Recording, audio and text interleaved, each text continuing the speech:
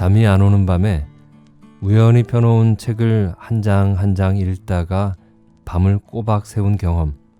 저는 가끔 있습니다. 어쩔 땐 누워서 책을 위로 들고 보다가 순간 잠에 빠지면서 책이 얼굴로 떨어져 화들짝 놀라 깨는 일도 있습니다만, 물론 핸드폰을 보다가도 가끔 그럴 때가 있지만요. 아무튼 책을 읽기에는 아주 좋은 밤 시간이 있어서 저는 아주 행복합니다. 오늘 소설은 밤에 읽으면 잠을 달아나게 할 것 같은 작품인데요. 왜냐고요? 주인공의 이야기를 따라가다 보면 자꾸 생각하게 하거든요. 왜 이럴까? 주인공은 어떤 느낌이어서 이러는 걸까? 하는 궁금증이 다 읽고 나면 그렇군 하고 또 납득도 하게 되는 묘한 느낌의 작품입니다. 서하진 작가의 사심입니다. 사심은 올바르지 않은 마음, 간사스러운 마음을 의미하는 제목인데요. 작가 서하진은 1994년 단편소설 어둠의 외출로 현대문학지에 데뷔했습니다. 그의 주목할 만한 작품들로는 책 읽어주는 남자, 라벤더의 향기, 비밀, 좋은 가족 등이 있습니다. 오늘은 그의 작품 중에서 사심을 읽어드릴 텐데요. 어떤 내용일지 궁금하시죠? 자, 이제 시작하겠습니다. 저와 함께 끝까지 함께 해주세요.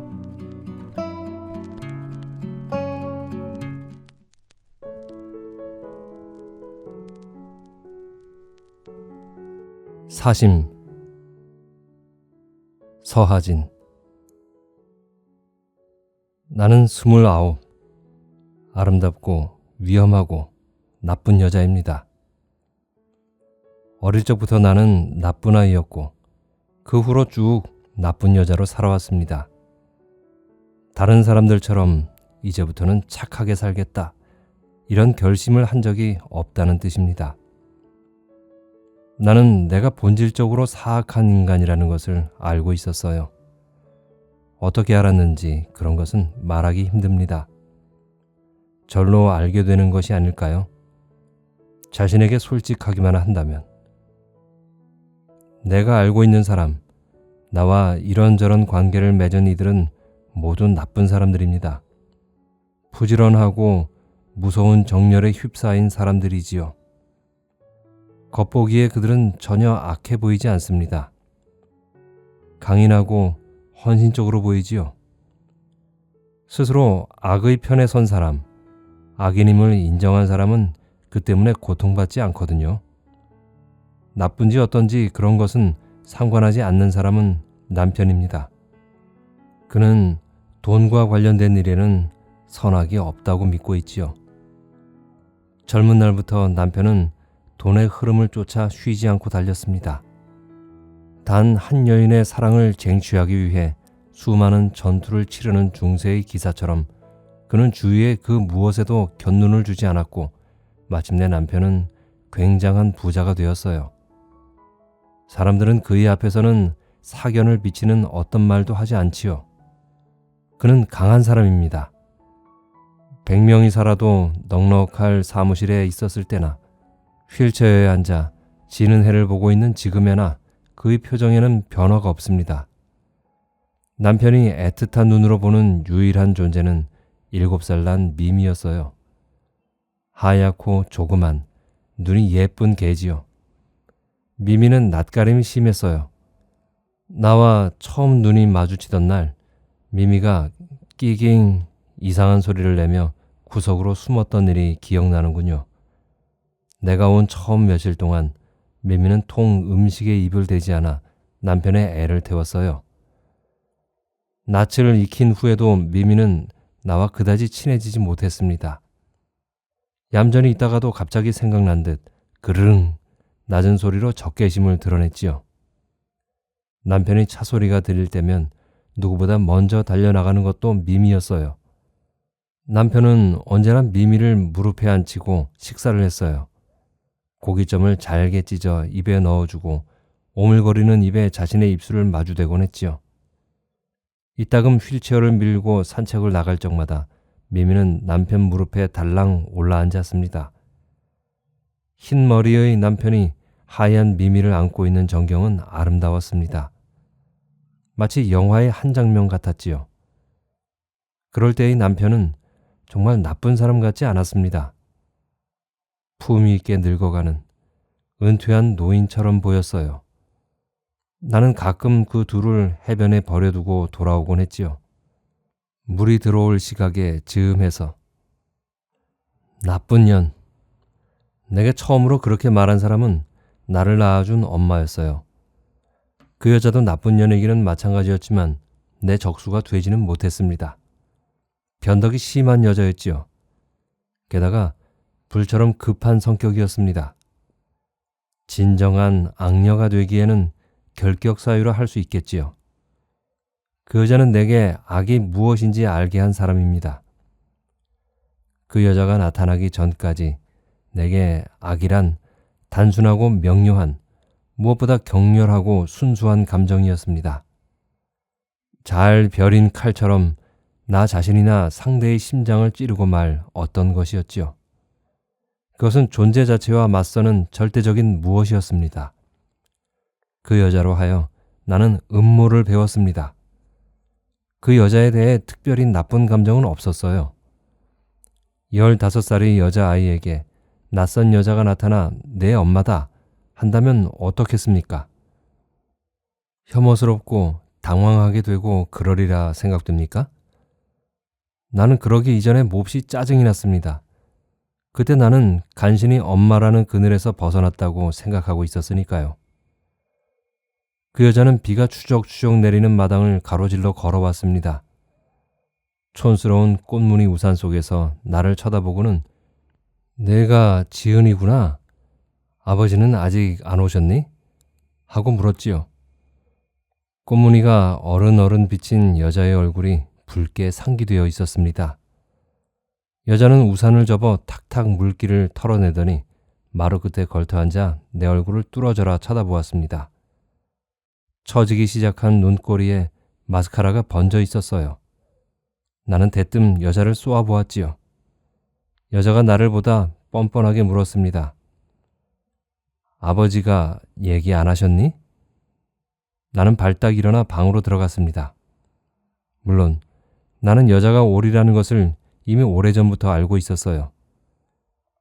네게는 엄마가 필요하다. 아버지는 그렇게 말했지요. 그건 거짓말이라고 나는 생각했습니다.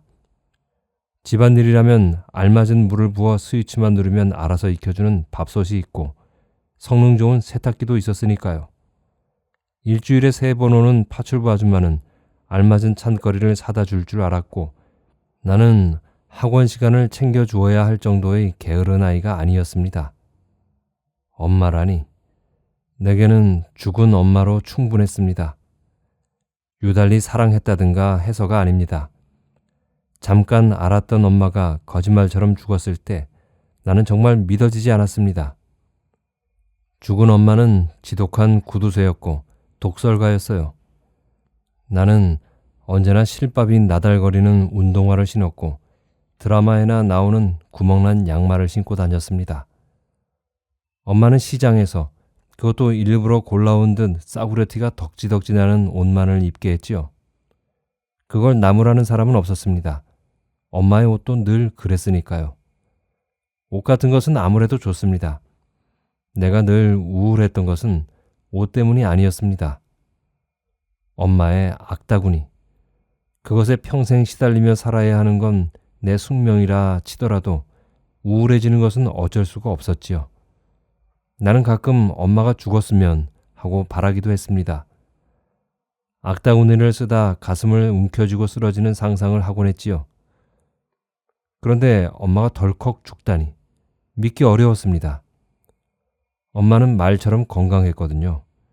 늘 시들시들 앓은 것은 아버지였지요. 아버지는 소심한 사람입니다. 어쩌다 엉뚱한 여자에게서 나를 낳았고 그 때문에 죽은 엄마에게 시달리고 죄책감에 괴로워했지요. 내가 죽으면 그년을 데려오겠지. 죽기 전까지 엄마는 악을 썼습니다. 눈을 희번덕이며 머리채를 흔들었어요. 엄마는 아버지와 그 여자가 자기를 죽이려 한다는 망상에 사로잡혀 있었습니다. 사실일지도 모릅니다. 그 여자는 매일 지프로 만든 인형에 바늘을 꽂으며 저주를 퍼부었을 수도, 엄마의 베개 속에 몰래 부적을 넣어두었을 수도 있었을 테지요. 자궁에 무슨 혹이 생겼다던가 그랬습니다. 단 한 번의 생산도 하지 못한 그 기관 때문에 엄마는 어쩔 수 없이 나를 받아들였고 결국 그곳에 병을 키워 죽었습니다. 참 이상한 일입니다. 아버지가 솔직했다면, 내게 여자가 필요하다고 말했다면 좋았으리라고 나는 생각합니다. 나도 한 번쯤은 악다구니 쓰는 여자가 아닌 다정하고 따뜻하고 애교스러운 아내를 가져보고 싶지 않겠니? 그렇게 말했으면 나는 충분히 이해하고 받아들였을 텐데. 하긴 아버지에게 그런 일을 기대한다는 것은 어리석지요. 아버지는 말 한마디도 함부로 하는 사람이 아닙니다. 체면을 깎이는 일을 고통스러워하고 남들이 무엇라 할까 늘 신경을 곤두세우고 사는 전형적인 중년 남자였지요. 중학교의 아이들을 몇십 년 동안 가르친다는 것은 어떤 기분일까요?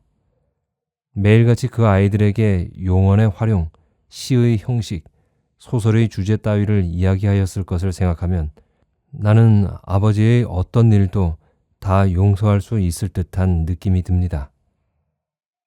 족제비가 글쎄 이러지 않겠니? 아이들은 내가 있거나 말거나 아버지를 그렇게 불렀습니다. 그 여자와 아버지, 그리고 내가 부대끼며 지낸 날들을 길게 이야기하고 싶지는 않습니다. 그 여자는 그때까지의 날들을 보상받으려는 듯 보였어요. 가구를 바꾸고 화단에 꽃을 심었지요. 마루에는 어항을 들여놓았고 창문마다 하늘거리는 커튼을 달았습니다. 집은 나날이 변해갔습니다. 아침이면 하얀 크랙 화장대 앞에 앉아 정성스레 화장을 하는 여자와 어울리게 깔끔하고 어느 정도 촌스러웠지요. 집을 꾸미는 일이 시들해질 때쯤 여자는 외출이 잦아졌습니다. 산부인과와 한의원들을 섭렵한 것이지요. 여자는 아이를 원했습니다. 도대체 무슨 생각을 하고 있는지 알 수 없는 조용한 여자아이가 아닌 웃고 투정 부리고 온 집안을 휘저어 놓을 남자아이가 필요했겠지요. 그 여자가 사내 아이를 한다섯쯤 낳더라도 내가 상관할 일은 아니었다고 생각합니다.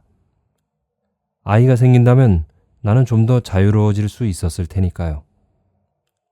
아이라는 것은 정말 신비한 존재입니다. 나는 나쁜 여자이지만 아이들에게는 이상하게 약해집니다. 마치 급수가 다른 상대를 만난 것 같다고 할까요? 내게도 아이가 있었다면 좀 달라졌을까요? 그랬으리라 생각합니다. 그렇지만 너무 늦은 일입니다. 남편에게는 이제 생산 능력이 없습니다. 그의 정액을 채취하는 것은 가능하다지요. 요즘은 무슨 일이든 가능하니까요. 문제는 그렇게 해서라도 2세를 만들고 싶은 욕망이 내게도 남편에게도 없다는 것이지요. 그걸 제일 기뻐하는 사람은 시누이입니다. 시누이는 꿈에 부풀어 있습니다. 시누이에게는 다 자란 아들이 둘 있거든요. 거실 벽에는 발효된 빵처럼 뚱뚱한 두 아들이 여인 신우를 사이에 두고 찍은 사진이 걸려 있습니다. 남편이 사고를 당했을 때 신우가 지었던 어설픈 표정을 기억합니다. 남편이 영영 걸을 수 없게 되던 날 신우가 터뜨렸던 울음을 기억합니다. 신우는 누군가 뒷머리를 내리친 듯 무릎을 꺾으며 울음을 터뜨렸어요. 그 울음이 거짓이었다고는 생각하지 않습니다. 남편과 신우는 내가 살아온 날보다 더 오래 함께 살았으니까요.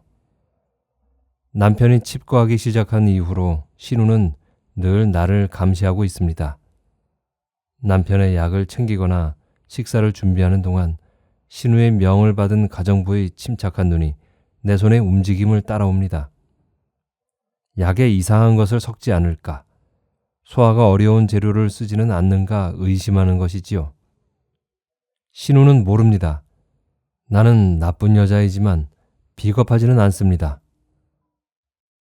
신우가 그 사진을 내게 뒤밀었을 때도 나는 당당했습니다. 사진 속의 남자와 나는 선글라스를 쓰고 있더군요. 국도를 따라 오래 달려갔던 날이었습니다. 그 남자와 나는 5번째 나타난 숲속의 모텔에 들었지요. 오래 머물렀던 것은 아닙니다. 그가 성급하게 나를 안았을 때 뉘엿뉘엿 지는 해가 보였고 방을 나왔을 때까지도 밖은 환했습니다. 그 남자와 나는 남은 길을 마저 달려갔어요. 꽃지라는 이름의 해수욕장이 나타났습니다. 차를 세우고 우리는 붉게 물드는 바다를 바라보았습니다. 황량한 주차장에 2~5대의 차가 서 있었던 것으로 기억합니다.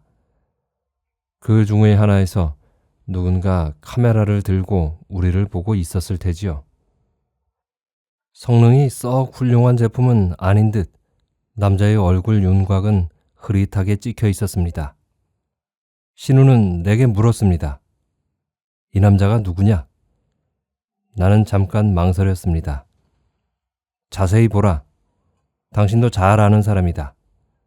이렇게 말해줄까? 어쩔까? 사진의 배경에는 바다 저편의 바위가 희미하게 잡혀 있었습니다. 저게 할매바위야 라고 그가 말했었지요. 그는 사소한 것들을 많이 알고 있습니다. 하나하나 주머니 속에서 예쁜 돌을 꺼내듯이 자잘한 것들에 대해 이야기를 하지요. 어쩌면 밤새도록 인터넷을 뒤적이는지도 모릅니다. 그는 여자들을 만나기 위해 무척 세심한 준비를 하는 사람이니까요. 아무도 아니에요. 잠깐 만났을 뿐이죠. 내가 말했습니다. 신우의 눈꼬리가 조금 올라갔습니다. 지난 한 달 동안 너는 이 남자를 4번 만났어. 그때마다 어딘가에 호텔로 갔어. 부인할 생각은 하지 마라. 내게는 내 행적이 기록된 서류들이 있어. 부인할 생각은 없었습니다. 다만 나는 조금 짓궂은 생각이 들었습니다. 5번이었어요. 한 번은 놓치셨군요. 신우의 얼굴이 일그러졌습니다. 저린 오이지 같은 근육을 파들파들 떨면서 신우가 말했습니다. 넌 이제 끝이야. 오빠는 널 용서하지 않을 거야. 아, 신우는 정말 모르고 있었습니다. 남편은 말했었지요. 하고 싶은 대로 해라. 여행을 가든 남자를 만나든 나는 상관하지 않겠어. 다시 영화를 찍는 것도 좋겠지. 다만 이혼은 안 돼. 나는 신우에게 그대로 말했습니다. 그녀는 믿을 수 없다는 표정을 지었습니다. 이 사진을 그에게 보여줄 수는 있겠지요. 그렇지만 당신이 원하는 것을 얻어낼 수는 없어요. 신우는 손을 떨며 사진을 집었습니다. 신우가 그것을 들고 남편에게 갔을까요? 어쩌면 그랬을 수도 있지요. 신우는 나를 믿지 않으니까요. 그렇지만 아무 일도 일어나지 않았습니다. 남편은 나와의 약속을 잘 지키는 편입니다. 그의 표정은 아무것도 알려주지 않습니다.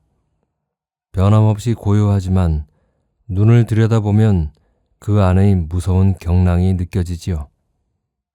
이따금 생각합니다. 남편이 배우였다면 어땠을까? 쇼온 코너리보다는 조금 나은 표정 연기의 대가가 되지 않았을까? 나의 연기 선생님은 나를 낳은 여자였습니다.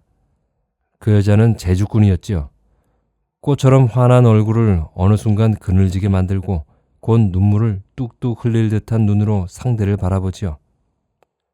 38의 나이에도 나긋한 처녀처럼 보이기도 했고 내게 눈을 흘기며 비난을 퍼부을 때는 어두운 동네에서 젊은 날을 다 보낸 중년 여인 같았습니다.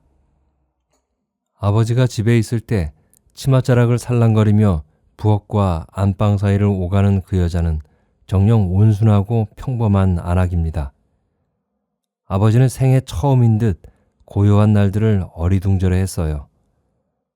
여자가 가져다 준 한약 사발을 힐끗 보며 뭐야? 또 약이야? 하며 시큰둥한 표정을 지었지만 그건 오랜 관습일 뿐이었습니다. 아버지로서는 쑥스러웠겠지요. 이따금 아버지가 찡그리듯 어색하게 웃는 얼굴을 보고 있으면 가슴이 아팠습니다. 죽은 엄마가 아버지에게서 앗아간 웃음이 그렇게 뒤틀린 형상으로 되돌아온 것이었지요. 아버지는 두 개의 세계에 끼어 있는 사람이었습니다. 살뜰한 여자를 보는 아버지의 얼굴에는 언제나 그늘이 있었어요.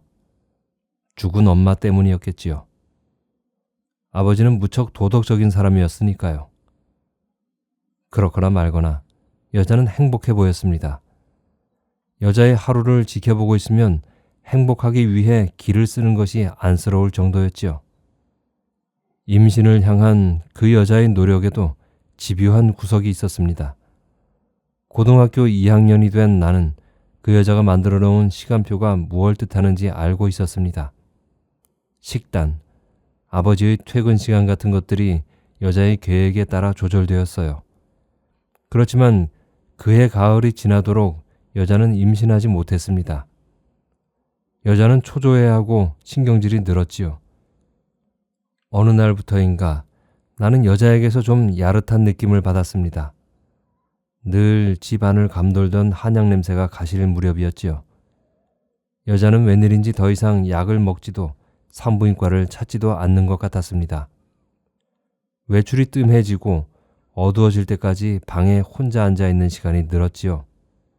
그리고 단 하루 여자는 어디론가 가서 밤이 지나도록 돌아오지 않았습니다. 무언가 그럴듯한 핑계가 있었던 듯 아버지는 아무런 말도 하지 않았지요. 생의 불가사의한 일들이 번쩍 성광처럼 다가와 스쳐간다면 얼마나 좋겠습니까? 모래시계처럼 천천히 다가오더라도 감지할 수 있다면 또 얼마나 다행이겠는지요. 내게 그것들은 늘 안개와도 같았습니다. 별이 맑은 밤하늘을 보고 잠든 아침, 밤사이 조용히 다가온 적군처럼 창밖에 있지요. 그것에 대항할 방도 같은 건 어디에도 없습니다. 올 때처럼 물러가 주기를 기다릴 밖에요. 해가 높다랗게 떠오르면 안개는 사라지지만 밤이 지나면 어김없이 온 세상을 가득 메웁니다. 그 겨울은 그렇게 시작되었습니다. 여자의 임신. 그것이 모든 일의 시작이었지요. 아버지는 드러내놓고 기뻐했습니다. 주책스러워 보일 만큼 웃음을 감추지 못했지요. 여자는 새색시처럼 조심스레 걷고 나직나직 속삭이듯 말했습니다. 그런데 왜 그랬을까요? 여자를 보면 이상한 느낌이 들었습니다. 여자는 임신을 핑계로 집안일을 전혀 하지 않았습니다. 돌보지 않은 어항 속의 금붕어는 죽었고 온 마당은 지저분한 낙엽으로 가득했지요. 묵은 신문지가 여기저기 쌓이고 냉장고가 텅 비었지만 여자는 파출부를 부르라는 아버지의 말을 듣지 않았습니다. 여자는 불안해 보였어요. 전화벨이 울릴 때면 깜짝깜짝 놀라는 일이 잦았습니다. 그리고 어느 날 그 일이 일어났습니다. 나는 학교에서 돌아온 참이었습니다. 닫힌 문 너머로 여자의 나직한 목소리가 들렸습니다. 여느 때처럼 그냥 지나치던 나는 야릇한 호기심이 일었습니다. 나는 방문 틈에 귀를 가져다 대었습니다. 여자의 목소리는 분명하지 않았어요. 안 돼, 그건 안 돼 하는 말만 귀에 잡혔습니다. 나는 발소리를 죽이며 내 방으로 돌아와 가만가만 송수하기를 들었습니다. 여자는 어떤 남자에게 사정을 하고 있었습니다. 남자는 치안처럼 끈질기게 여자에게 치근대고 있더군요. 그러니까 내 말대로 하면 돼. 축 처진 목소리. 남자는 여자를 살살 달래고 있었습니다. 그들은 똑같은 대화를 반복했습니다. 그들 사이의 줄다리기가 무엇 때문인지 알게 할 결정적인 단어는 나오지 않았지요. 나는 여자를 좀 놀래주고 싶었습니다. 왈칵 소리나게 송수화기를 내려놓았지요. 두 사람이 충분히 알 수 있도록. 짐작대로 여자는 몇 분이 지나지 않아 내 방문을 열어젖혔습니다. 언제 왔니? 여자가 상냥한 목소리로 물었습니다. 나는 여자에게 아무런 말도 하지 않았습니다. 여자는 내가 언제부터 엿들었는지 알고 싶어 안달이 났지요. 두어 번 조심스러운 질문 뒤에 여자가 발끈 화를 내기 시작했습니다. 무슨 애가 쥐새끼처럼 남의 전화는 엿듣는 거야? 넌 도대체 무슨 애가 그렇게 생겨먹었니? 나는 여자를 째려보았습니다. 당신이 한 일을 다 알고 있다. 그렇게 보이길 바랐지요. 여자는 내가 미쳐 하면서 몸을 휙 돌렸습니다. 그때 내가 말했어요. 아빠에게 이야기할까요? 그 끈끈한 목소리를? 여자는 멈칫하는 것 같았습니다. 나는 여자의 뒤통수를 노려보고 서 있었습니다.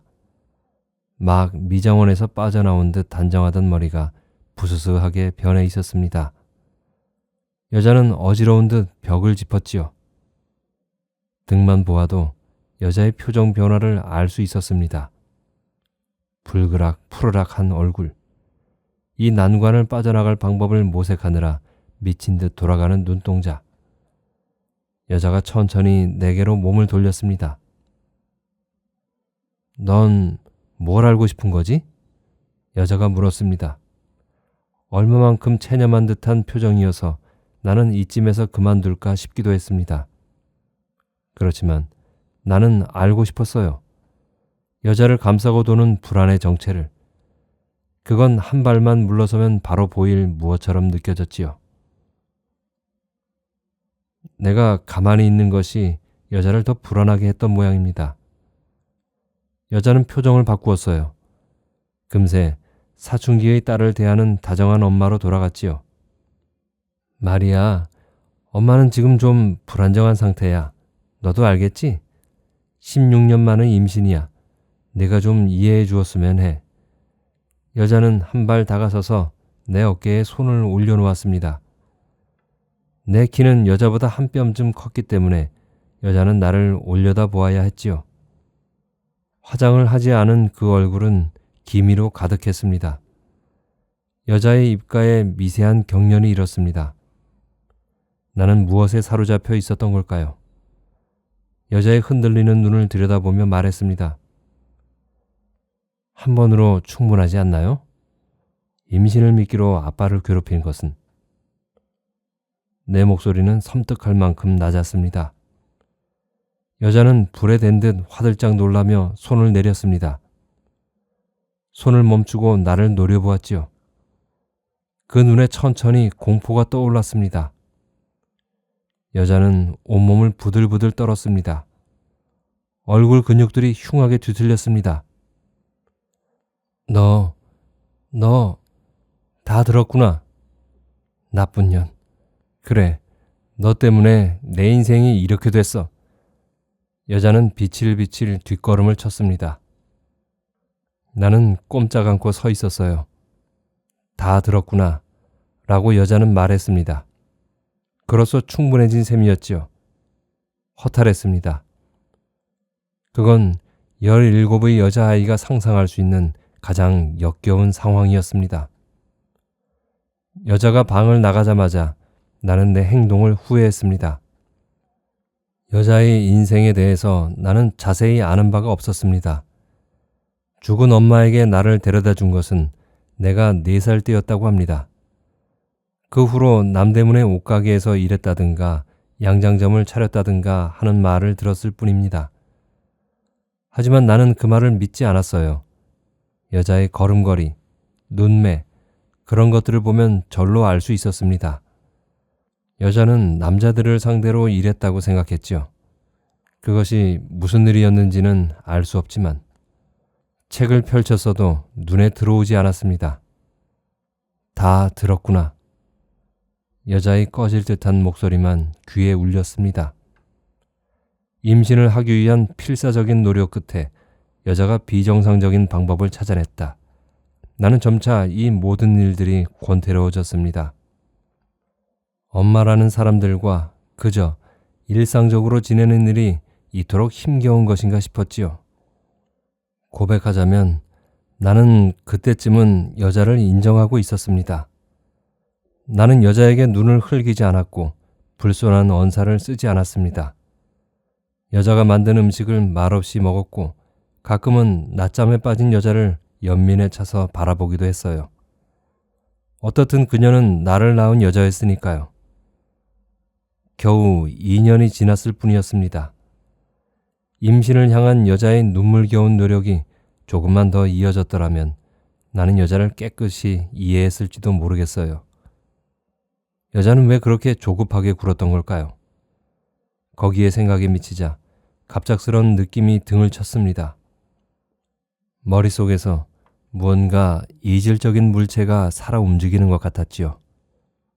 나는 불안했습니다. 그건 몹시 충격적인 상상이었습니다. 저녁이 오기 전 나의 상상은 완결되었습니다. 여자는 머리를 감아 말리고 검고 긴 홈웨어를 입고 다시 내 방에 나타났습니다.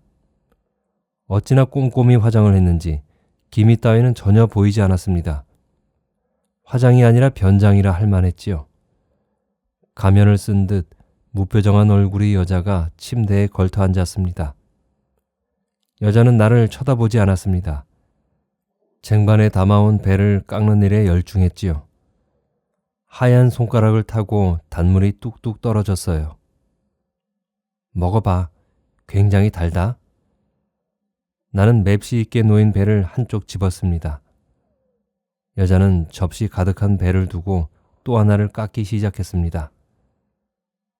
내게는 평생 알리고 싶지 않은 일이었다. 여자가 말했습니다.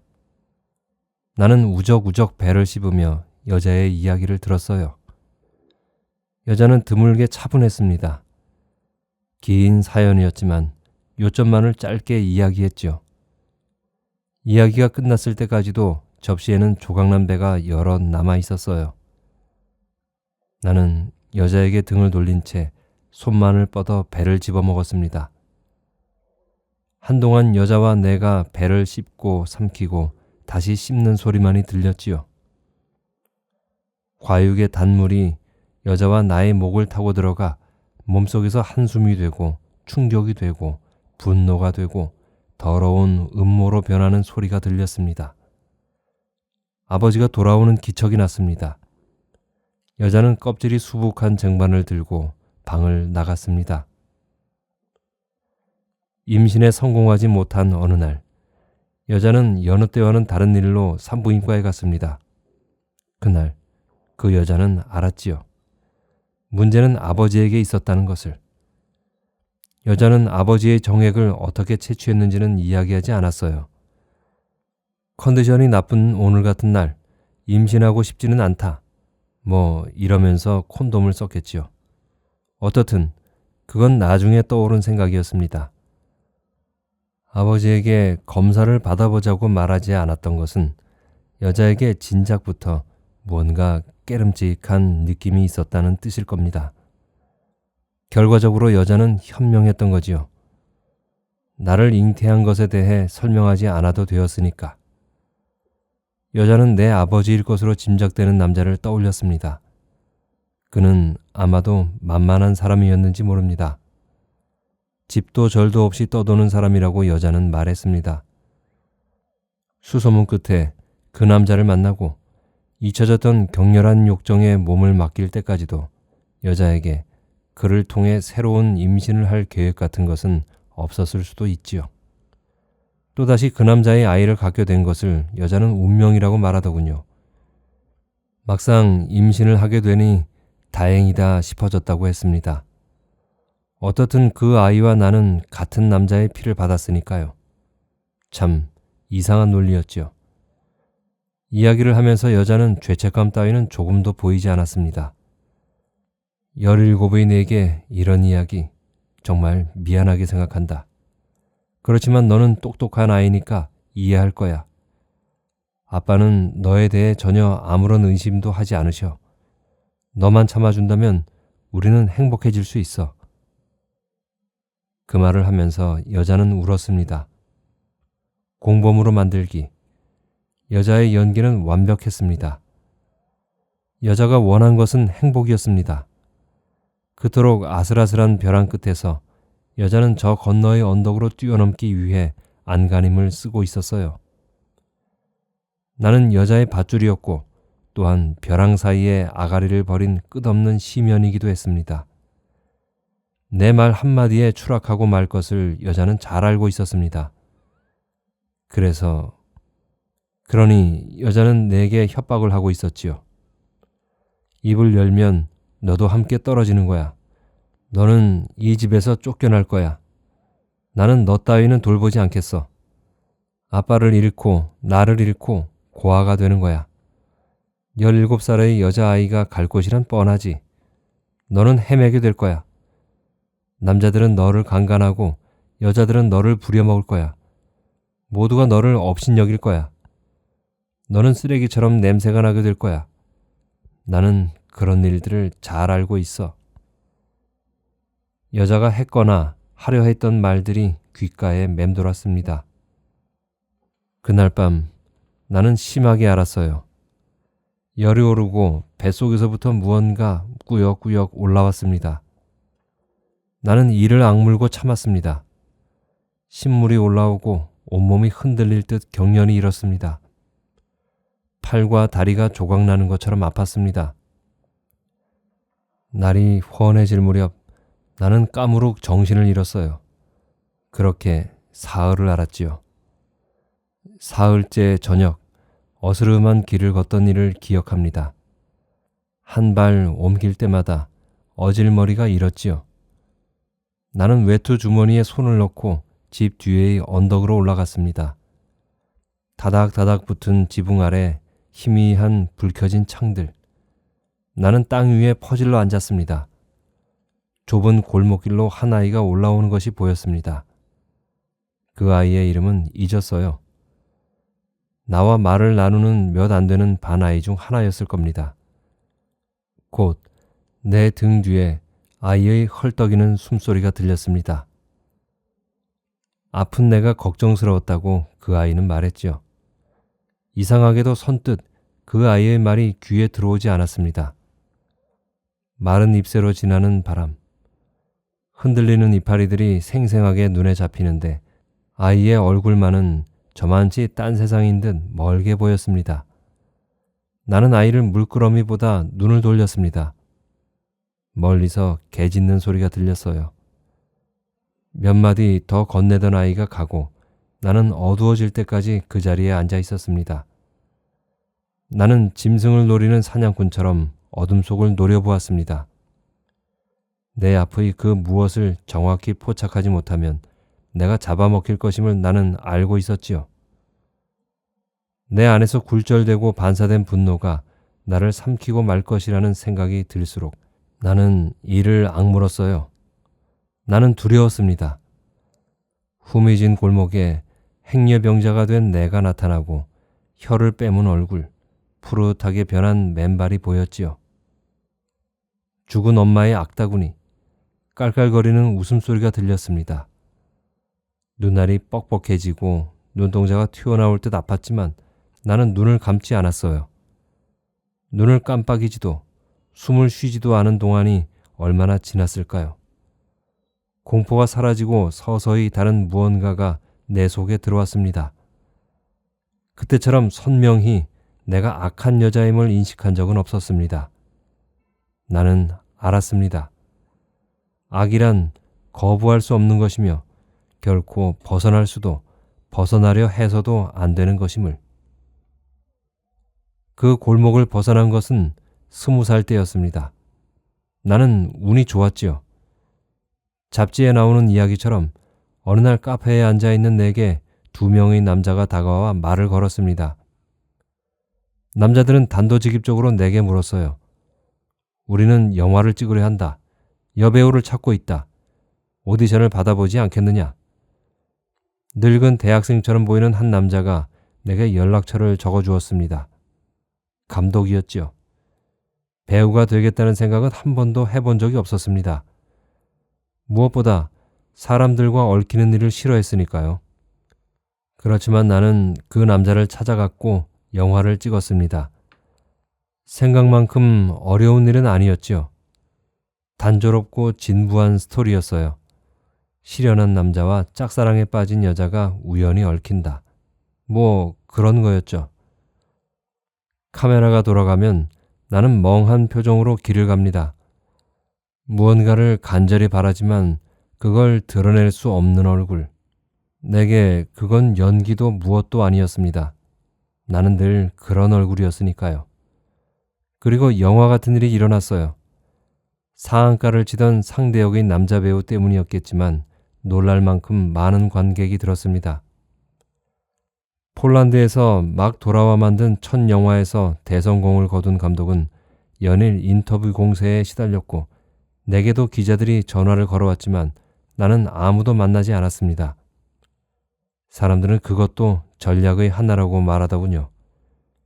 스크린에 비친 나는 바보 같았어요. 그 때문에 그 남자가 나를 택한 것임을 그때 나는 알지 못했습니다. 두 번째의 영화를 찍기 전 나는 방을 얻어 집을 나왔습니다. 아버지는 깨끗이 포기한 얼굴로 나를 보내주었고 그 여자는 좀 당황한 듯 했어요. 내가 집을 떠나는 것이 기꺼웠겠지만 한편 자신의 통제 범위를 벗어나는 것이 불안했겠지요. 첫 영화를 찍을 때 보통의 아버지처럼 아버지는 배우라는 직업에 대해 본능적인 거부감을 보였습니다. 나는 아버지에게 영화의 대본을 보여주었습니다. 어느 장면에도 흔한 키스씬 하나 없었던 것이 그를 조금 안심시켰어요. 내가 말했어요. 영화가 개봉되고 나면 보아달라. 그리고 결정을 해달라. 물론 나는 아버지가 어떤 결정을 내리든 상관없이 계속 그 일을 할 작정이었습니다. 다만 나는 아버지와 싸우고 싶지 않았어요. 그는 막 새 돌이 지난 사내아이에 푹 빠져 있었지요. 나를 말리는 것은 의무감 때문이었습니다.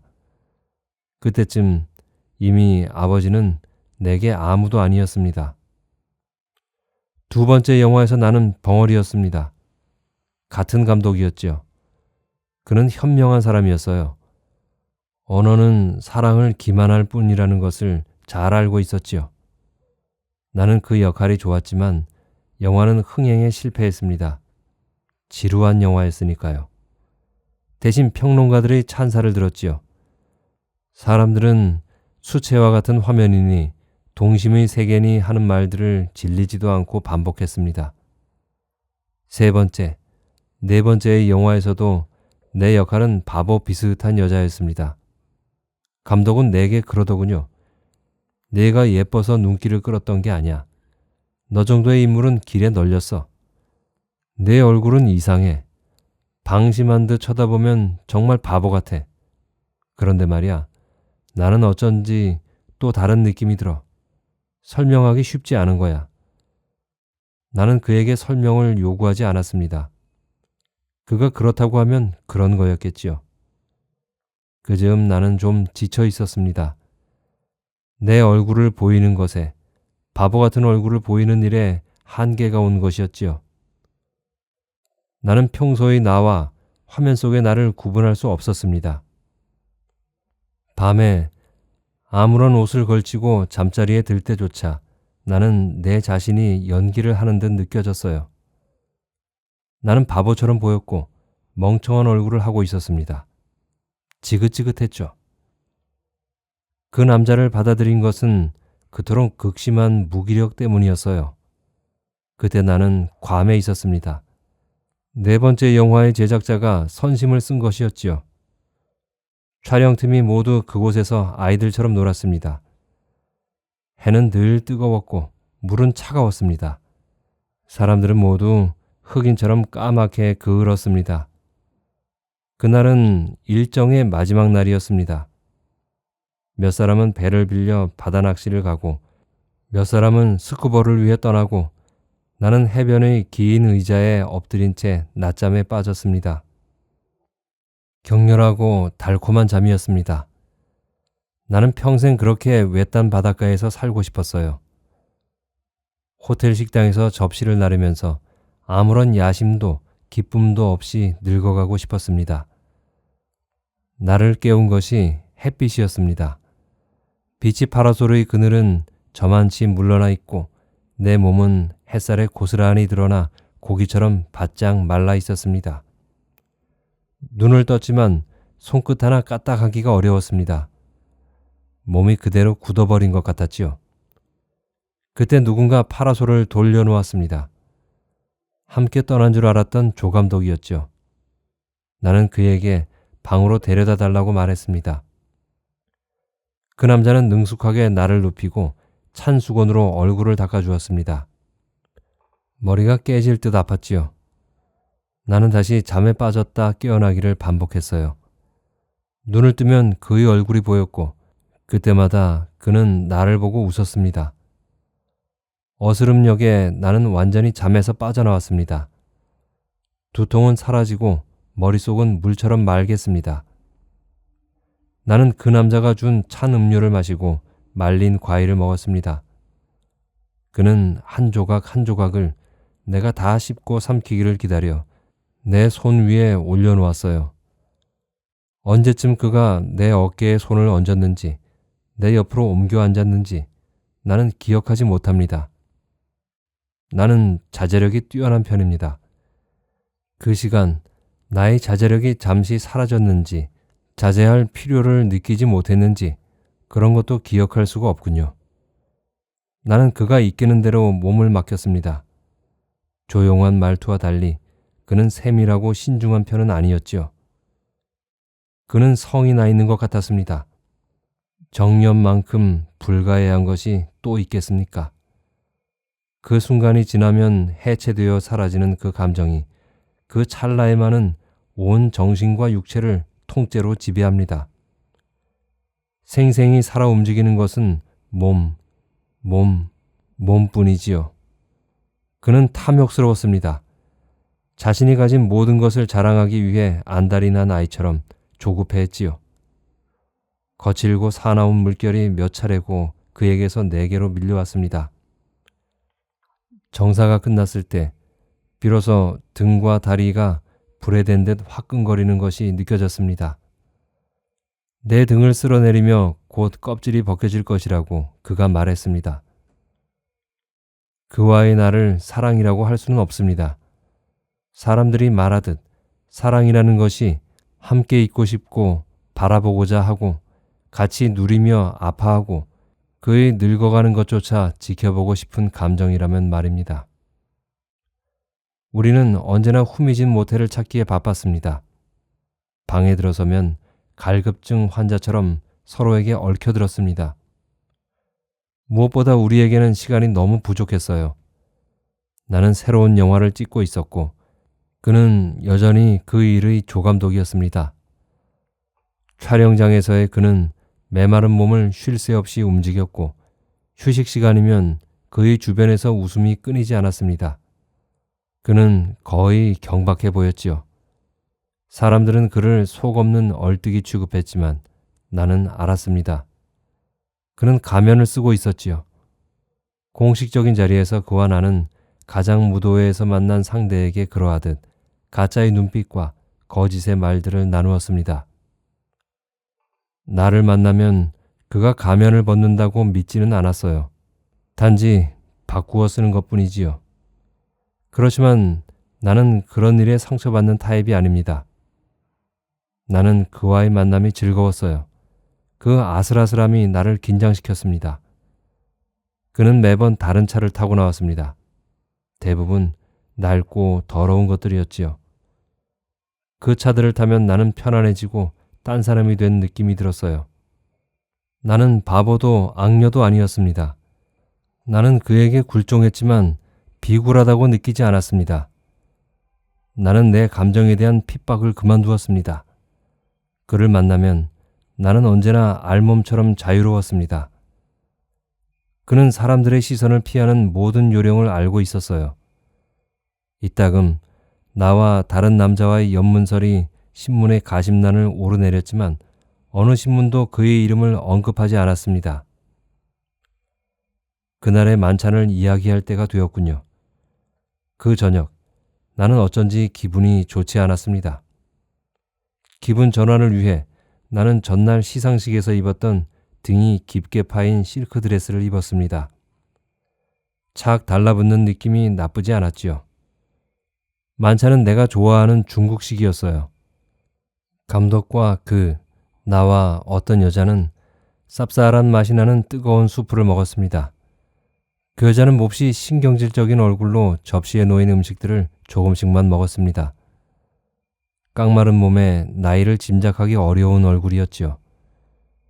그 여자에 대해 감독이 한 말은 이랬어요. 이혼녀야, 애가 둘이고 모든 취향이 까다롭다고 소문이 나 있어. 여자는 세련된 화장에 값비싼 수트를 입고 있었습니다. 새 영화의 성공을 축하하는 말이 오갔습니다. 전날 받은 여우주연상에 대해서도 여자는 축하를 잊지 않았습니다. 무척 예의 바른 태도였지만 나는 좀 껄끄러웠습니다. 여자는 영화를 기획하고 제작하는 일에 관계하는 사람처럼 보이지 않았어요. 감독도 평소와 달리 상냥하기 그지없었습니다. 그는 다음 영화에 대해 엄청난 투자를 기대하고 있었으니까요. 이상한 것은 조 감독이었습니다. 그는 잘 웃지 않았어요. 꼭 필요한 말만 어쩔 수 없이 한다는 듯 천천히 낯선 목소리로 말했습니다. 침묵하는 그는 진중하고 어색해 보였어요. 나는 몇 번 그에게 눈길을 주었지만 그는 예의 가면의 눈으로 나를 볼 뿐이었습니다. 다른 특별한 일이 있었던 것은 아니었습니다. 디저트가 나올 때쯤 나는 그가 그 여자의 손을 보고 있는 것을 알았어요.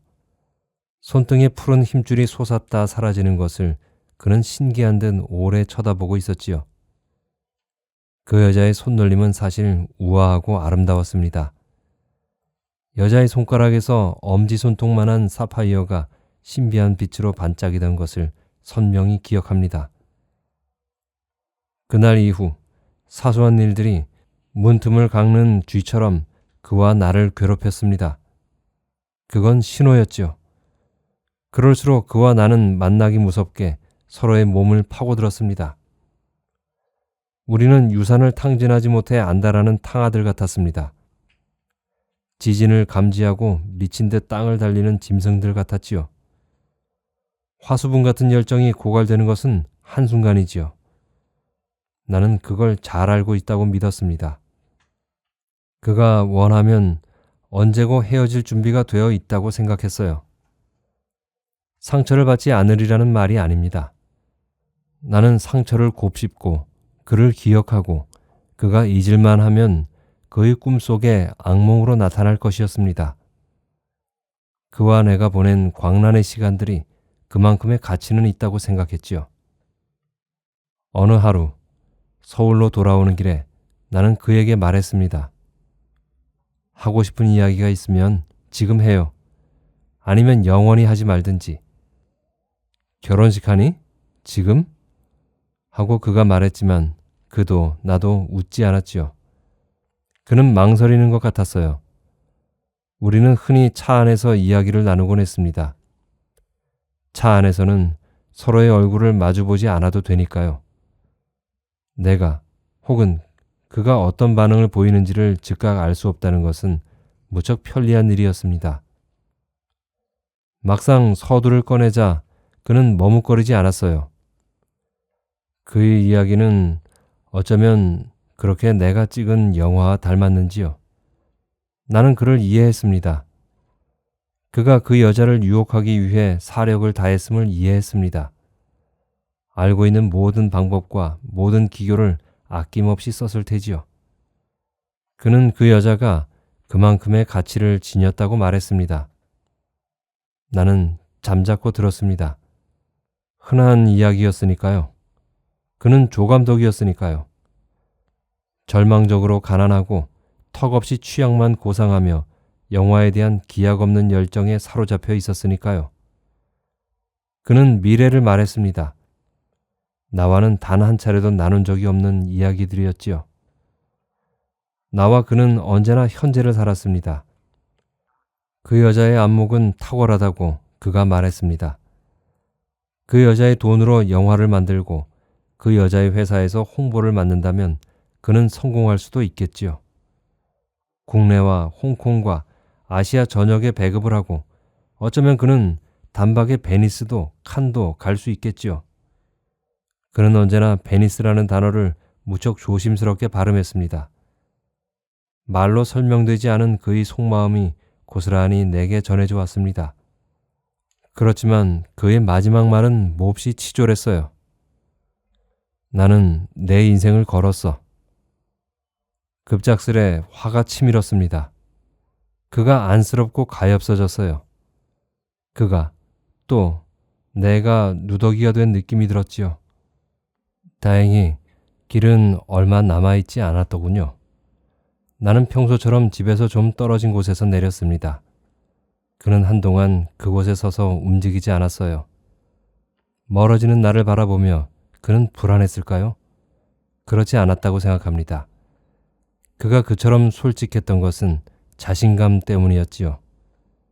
내가 누구에게도 이런 이야기를 하지 못하리라는 확고한 믿음. 그로서는 잃을 것이 없었습니다. 스캔들에 멍드는 것은 나일 테니까요.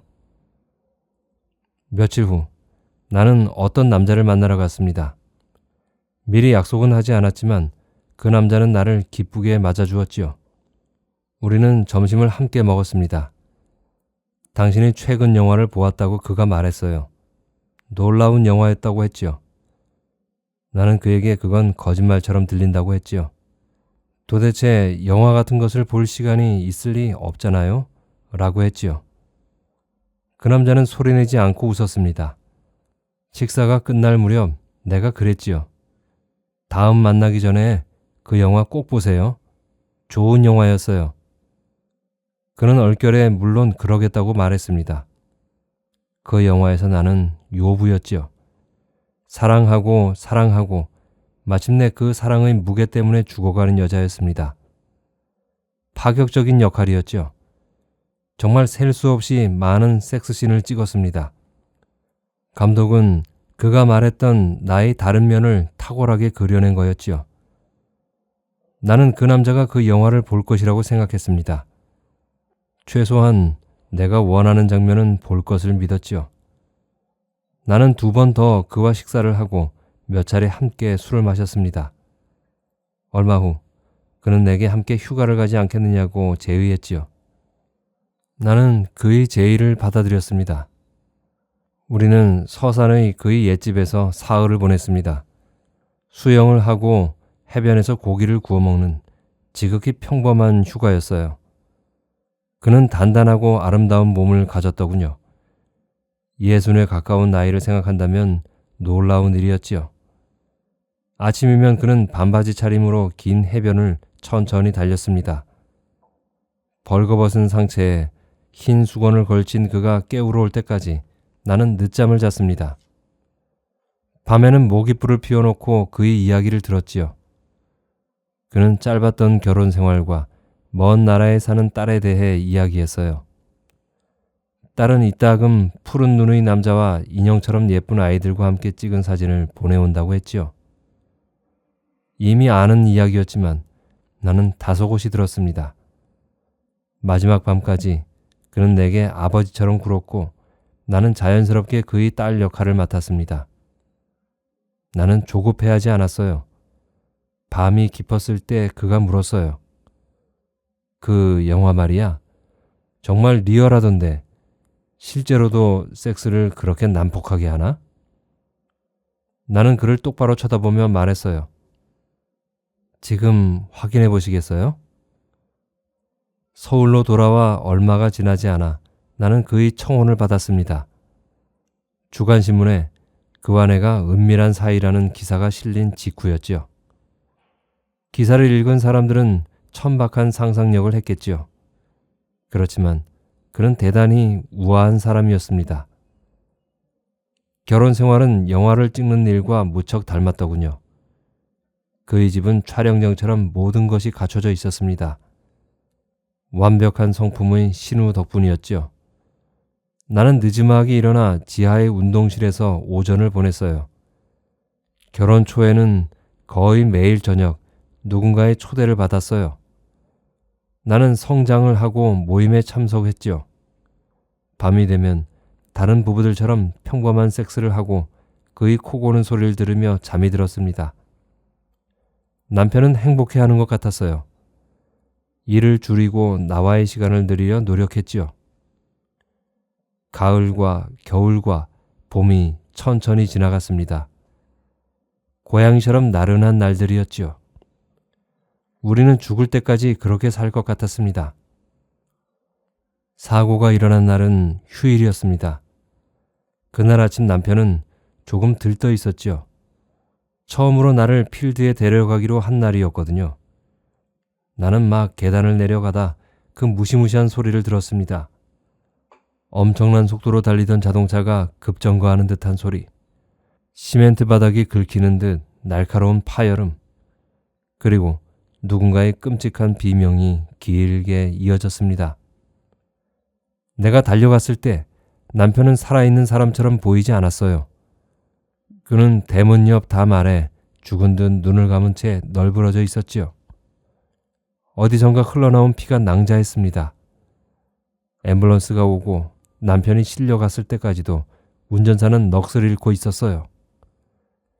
시동을 걸자마자 차가 미친 듯 튀어나갔다고 했어요. 남편의 몸은 자동차와 집의 외벽 사이에 끼었던 거였습니다. 사고의 원인은 밝혀지지 않았습니다. 급발진 사고가 아니었을까 추정했을 뿐이죠. 남편은 10시간이 넘는 대수술을 받았습니다. 어느 곳 하나 성한 곳이 없다고 했죠. 의사들은 조각난 그의 장기를 꿰매고 끊어진 신경을 잇고 피를 갈아놓고 뼈마다 철심을 박았어요. 가장 치명적인 것은 척추의 손상이었지요. 크고 작은 수술이 끝없이 이어졌지만 의사들은 남편을 걷게 하는 데는 실패하고 말았습니다. 어느 나라의 어떤 시설을 들먹이며 신우가 재활치료를 주장했을 때 남편은 담담한 낯으로 싫다고 말했어요. 그는 자신의 변화를 조용히 받아들였습니다. 남편과 나는 짐을 꾸려 서산으로 옮겨왔지요. 남편이 사고가 난 집을 떠나고 싶어 했기 때문이었어요. 볼품없고 황량한 곳에서 남편은 난생 처음 한적한 나날을 보냈습니다. 남편이 단단하던 가슴에는 부드러운 살집이 생겼습니다. 그는 운동을 하지 않았거든요.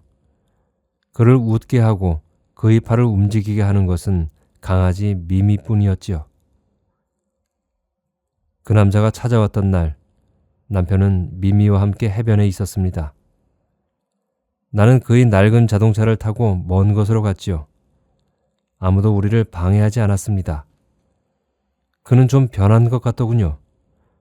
깔끔한 향의 향수 냄새가 풍겼지만 그에게서는 초췌한 느낌이 났습니다. 우리는 서로에 대해 변명하지 않았어요. 짧은 섹스가 끝났을 때 그가 말했습니다. 아직 내게 화가 나 있구나. 나는 긍정도 부정도 하지 않았습니다. 나는 그가 간부 역할에 썩 어울린다는 생각을 하고 있었지요.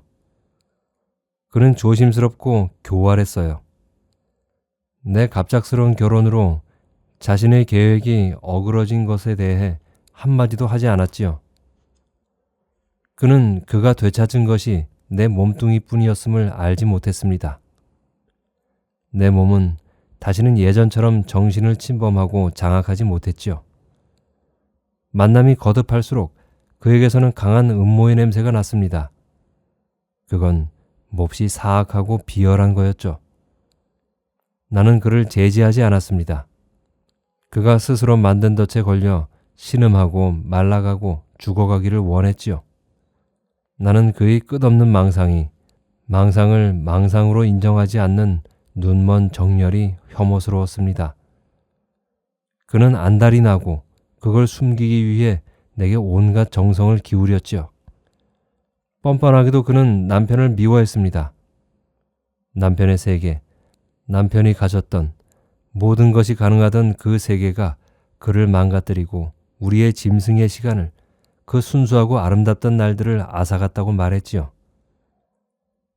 그는 즐겨 이혼녀가 혹은 미망인이 된 나를 이야기했어요. 이혼이든 사별이든 내가 남편을 떠날 생각을 하고 있음을 그는 눈치채고 있었습니다.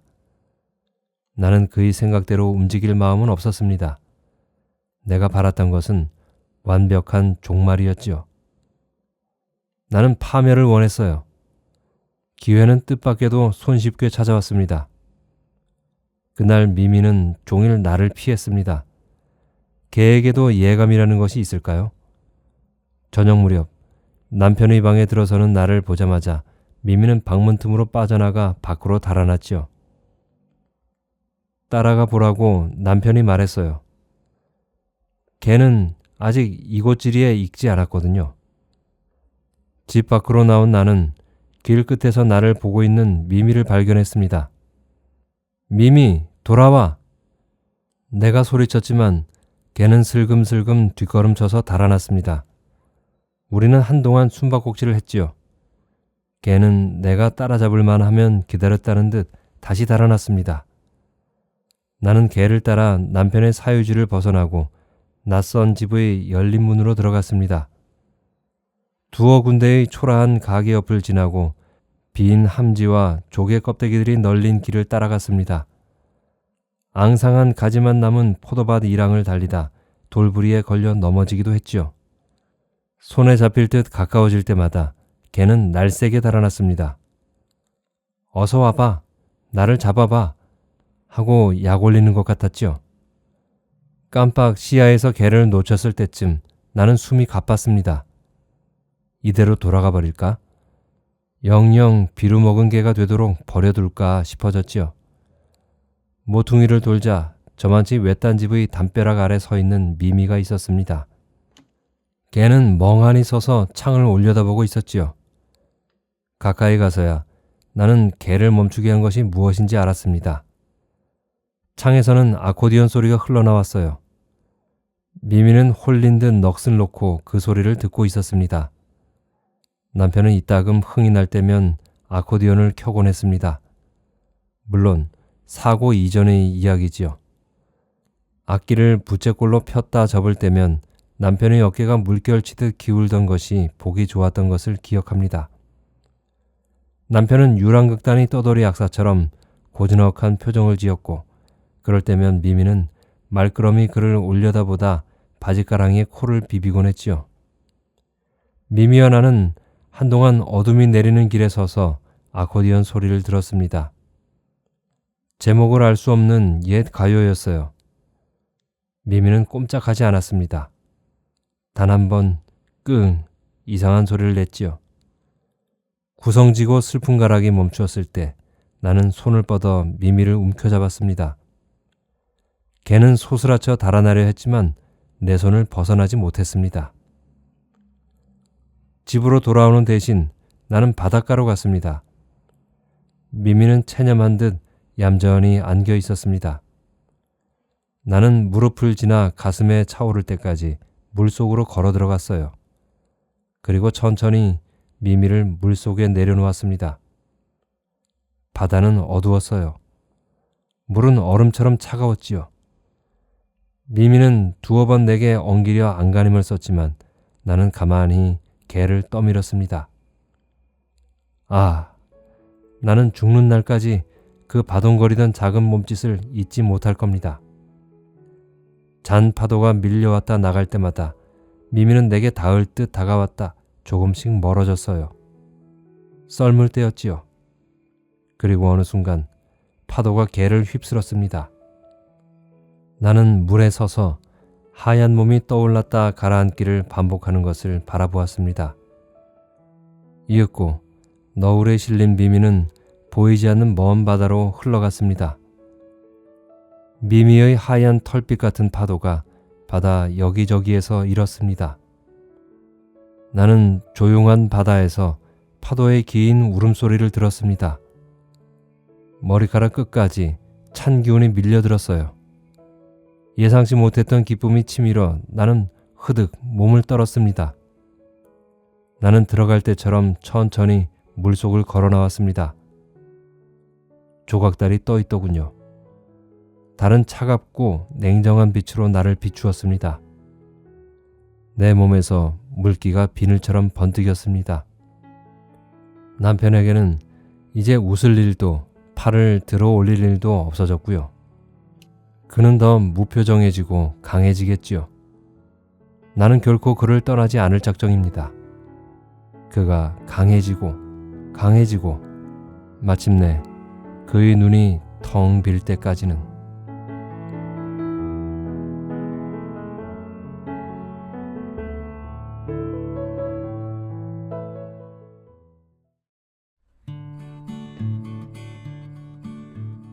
이번 작품의 이해에 대해서 좀 생각이 많을 것 같습니다. 저는 우선 이 작품을 끝까지 읽으면서 한 가지 도드라진 점을 발견했는데요. 보통 어떤 작품이든 주인공의 흥망성쇠를 보여줄 때 그 속에는 주인공의 기쁨이나 슬픔, 두려움, 공포 등의 감정적인 요소가 풍부하게 드러나게 되죠. 그러나 이 작품에선 그런 요소가 거의 없어 보입니다. 아마도 작가의 의도겠지요. 주인공이 육체적으로 오랫동안 같이 했던 조감독과 헤어지던 때에도 그녀는 슬픈 감정보다는 그냥 그 남자를 이해하려고 노력했습니다. 그리고 또 불구가 되어버린 남편의 유일한 친구였던 걔를 바다에 빠뜨려 죽일 때도 그녀에겐 어떤 감정을 볼 수 없었습니다. 이 소설에서 주목할 점은 소설의 제목이 사심이라는 것인데요. 그 사자는 바르지 못하다는 의미의 사자입니다. 즉, 바르지 못한 마음, 나쁜 마음이죠. 그리고 소설 제일 첫 부분에서 말하는 본인은 위험하고 나쁜 여자라고 대놓고 고백을 하죠. 그것은 무엇을 의미하는 것일까요? 본인이 나쁘고 사악한 사람인 것을 알지만 나도 어쩔 수 없는 일이다. 이런 선언이 아닐까요? 그렇다면 주인공은 어쩌다 사악한 마음을 가진 사람이 되었을까가 궁금해지는데요. 아주 간단한 답은 이겁니다. 그녀는 태어날 때부터 나쁜 여자로 태어났다입니다. 하지만 소설 주인공이 가진 동기로서는 조금 심심해 보이죠. 그보다 제 생각은 그녀의 어릴 적 환경 때문이었을 거라는 생각입니다. 어릴 적 자신의 출생의 비밀, 그리고 자신의 이익과 행복을 위해서 친딸과 남편을 속이고 살아가는 주인공 친엄마의 모습들에서 본인 또한 그런 무감정한 인간으로 바뀌지 않았나 싶습니다. 요즘 말로 하면 소시오패스라고 할 수 있겠네요. 사랑을 잃어도 슬프지 않고 자기 목적을 위해 타인의 고통은 고려하지 않는 사람. 그래서 우린 이런 사람을 사악하다고도 말하지요. 오늘의 작품 속 주인공처럼요. 지금까지 서하진 작가의 사심을 읽어드렸습니다. 어떤가요? 재밌으셨나요? 재밌게 들어주셨다니 감사합니다. 보람이 있는데요. 오늘은 여기에서 마치겠습니다. 다음에 뵐 때까지 건강하시고 행복하세요.